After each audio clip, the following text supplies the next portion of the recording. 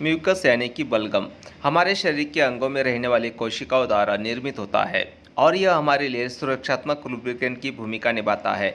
लेकिन जब ulcerative colitis जैसी बीमारी होती है तो यह म्यूकस का उत्पादन बढ़ जाता है और असामान्य हो जाता है। इसके परिणाम स्वरूप हमें न केवल म्यूकस की समस्या होती है बल्कि यह अल्सरेटिव कोलाइटिस के लक्षणों को भी बढ़ा सकता है। इस वीडियो में मैं आपको 5 आसान टिप्स दूंगा जो आपको बलगम से निजात दिलाने के साथ साथ अल्सरेटिव कोलाइटिस की समस्याओं से भी राहत दिला सकते हैं। तो चलिए इस वीडियो को शुरू करते हैं और इन टिप्स के बारे में गहराई से जानते हैं। इस वीडियो को मैंने 3 पार्ट्स में डिवाइड किया है। सबसे पहले हम समझेंगे कि म्यूकस क्या होता है, उसके बाद हम समझेंगे कि म्यूकस की वजह से अल्सरेटिव कोलाइटिस में क्या समस्याएं होती है और लास्ट में हम समझेंगे 5 टिप्स जिन्हें फॉलो करने से मुझे इस समस्या में राहत मिली। दोस्तों, म्यूकस जो कि एक पतला पदार्थ है जो हमारे शरीर के विभिन्न भागों में कोशिकाओं द्वारा निर्मित होता है। वैसे तो यह एक सुरक्षात्मक और लुब्रिकेंट के रूप में कार्य करता है। यह टिश्यूज को नम रखने और बाहरी पदार्थों से होने वाले नुकसान को रोकने में मदद करता है। मतलब म्यूकस आंतों के अस्तर का एक सामान्य और आवश्यक घटक है। लेकिन अल्सरेटिव कोलाइटिस के मामले में हमारी आंतों में सूजन हो जाती है और म्यूकस ज़्यादा मात्रा में उत्पादित होने लगता है, जिससे मल में हमें यह दिखाई देने लगता है। अल्सरेटिव कोलाइटिस में म्यूकस का उत्पादन और संरचना बदल जाती है, जिससे कई प्रॉब्लमेटिक इफेक्ट्स होते हैं, जैसे persistent and frequent diarrhoea. Ulcerative colitis में आंतों की सूजन वाली परत द्वारा बलगम का अत्यधिक उत्पादन होता है, जिससे लगातार दस्त की समस्या होती है, क्योंकि अत्यधिक म्यूकस मल के साथ मिल जाता है, जिससे यह ढीला और पानीदार हो जाता है। Impaired healing. सूजन वाले कोलन में अत्यधिक म्यूकस इस बीमारी को ठीक करने में बाधा डाल सकता है। इसी तरह से म्यूकस हानिकारक बैक्टीरिया विषाक्त पदार्थों को बाहर निकालने से रोक सकता है, जो सूजन को बनाए रखता है और अल्सर के उपचार में देरी करता है। इसके परिणाम स्वरूप लंबे समय तक रोग गतिविधि और जटिलताओं का खतरा बढ़ सकता है।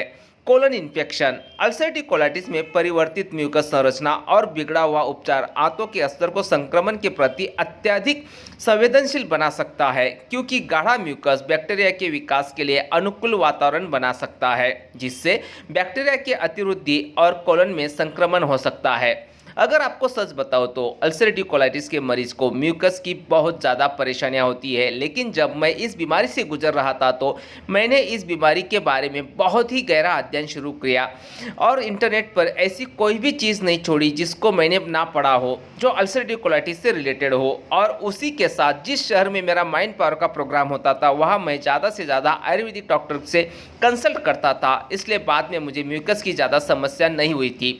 मैं आपको 5 टिप्स बता रहा हूँ, उन्हें आपको गहराई से समझना है, जिससे आप सिर्फ म्यूकस की परेशानी से नहीं बल्कि अल्सरेटिव कोलाइटिस के प्रॉब्लम से भी बाहर आ सकते हो। सबसे पहले और महत्वपूर्ण टिप्स है डाइट। अल्सरेटिव कोलाइटिस के प्रबंधन के लिए संतुलित आहार का पालन करना बहुत ही महत्वपूर्ण है। उच्च फाइबर वाले खाद्य पदार्थ जैसे फल, सब्जियां और साबुत अनाज बाउल मूवमेंट्स को व्यवस्थित करने और बलगम यानी कि म्यूकस उत्पादन को कम करने में मदद कर सकते हैं। दूसरी ओर मसालेदार भोजन, डेयरी उत्पाद, कैफीन, अल्कोहल और ऐसे पदार्थ जिन पर प्रोसेस की जाती है जैसे डिब्बाबंद वस्तुएं, कुकीज, चिप्स, सोडा, कैंडी और अन्य pack item, sauce, paneer slice etcetera. दोस्तों, ये सारे प्रोसेस्ड फूड है और यह अल्सरेटिव कोलाइटिस के लक्षणों को ट्रिगर कर सकते हैं और इनसे म्यूकस की मात्रा और ज़्यादा बढ़ जाती है। इसलिए उन्हें सीमित करना या उनसे बचना सबसे अच्छा है।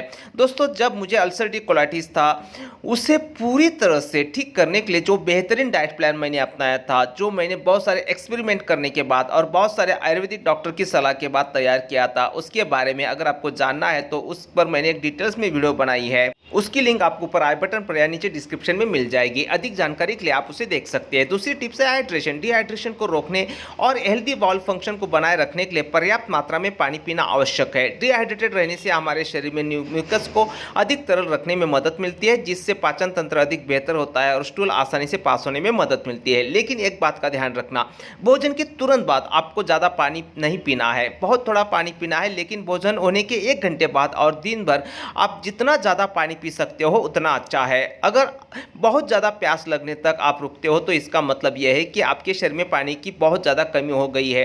मैं ज़्यादा से ज़्यादा पानी पीता था और उसी के साथ साथ बटर मिल्क पीता था, सीजनल फ्रूट्स खाता था जिनमें पानी की मात्रा ज़्यादा होती है। थर्ड टिप्स है ट्रिगर फूड्स अल्सरेटिव कोलाइटिस में सबसे महत्वपूर्ण बात है कि ऐसे किसी भी खाद्य पदार्थ की पहचान करना और उससे बचना जो आपके लक्षणों को खराब कर सकता है। जबकि ट्रिगर खाद्य पदार्थ एक व्यक्ति से दूसरे व्यक्ति में भिन्न हो सकते हैं।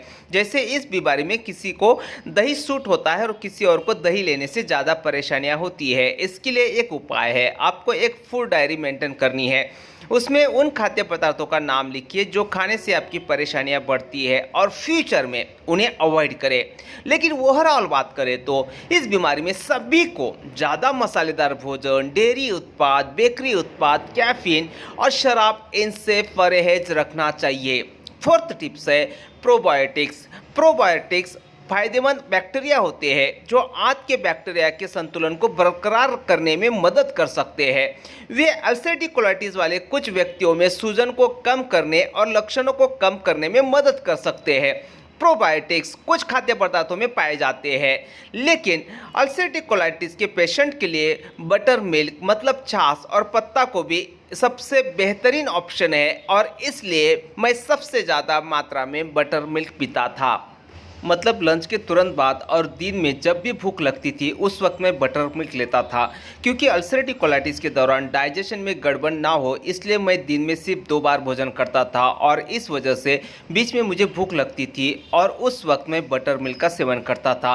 वैसे तो वैकल्पिक रूप से बाज़ार में प्रोबायोटिक सप्लीमेंट्स उपलब्ध है, लेकिन आपको इनका इस्तेमाल आपके डॉक्टर के सलाह से ही करना चाहिए। मैंने तो इनका इस्तेमाल कभी नहीं किया। और फिफ्थ टिप्स है स्ट्रेस मैनेजमेंट। तनाव म्यूकस को ज़्यादा मात्रा में बढ़ाता है और अल्सरेटिव कोलाइटिस के लक्षणों को भी बढ़ा सकता है। तनाव कम करने वाली गतिविधियां जैसे ध्यान, गहरी सांस लेने के व्यायाम यानी कि प्राणायाम या अपने पसंदीदा हॉबीज़ को पूरा करने से तनाव का स्तर बहुत ज़्यादा मात्रा में कम हो जाता है, जिससे म्यूकस से संबंधित समस्याओं को कम करने में मदद मिलती है। मैं तनाव को कम करने के लिए हर रोज़ अनुलोम विलोम प्राणायाम और विजुअलाइजेशन करता था। इन पर मैंने डिटेल्स में वीडियो बनाया है, उसकी लिंक आपको डिस्क्रिप्शन में मिल जाएगी। वो सारी बातें मैं आपको इस वीडियो में बताऊँ तो यह वीडियो बहुत लंबा हो जाएगा और मैं वही बातें बार बार हर वीडियो में रिपीट नहीं करना चाहता। दोस्तों, हमेशा याद रखें, अल्सरेटिव कोलाइटिस के प्रबंधन के लिए एक व्यक्तिगत उपचार योजना विकसित करने के लिए अपने स्वास्थ्य सेवा प्रदाता के साथ मिलकर काम करना आवश्यक होता है। वे आपको विशिष्ट मार्गदर्शन प्रदान कर सकते हैं और बलगम से संबंधित समस्याओं का सबसे प्रभावी प्रबंधन सुनिश्चित करने के लिए आपकी स्थिति की निगरानी कर सकते हैं। इससे संबंधित एक महत्वपूर्ण बात, अपनी स्वास्थ्य दिनचर्या के लिए हमेशा आयुर्वेदिक डॉक्टर की सलाह लीजिए।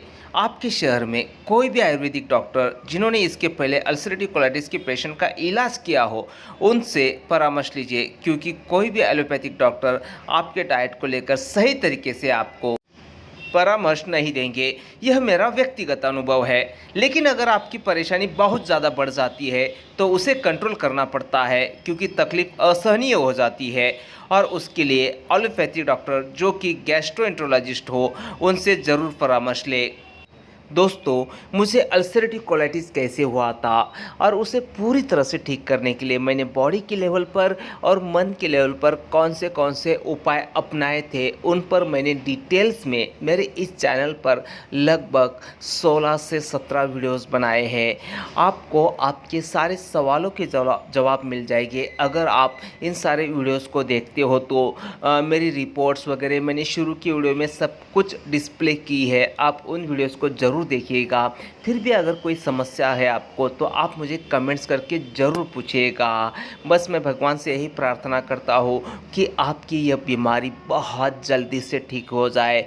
Wishing you best health and happiness. Thanks a lot.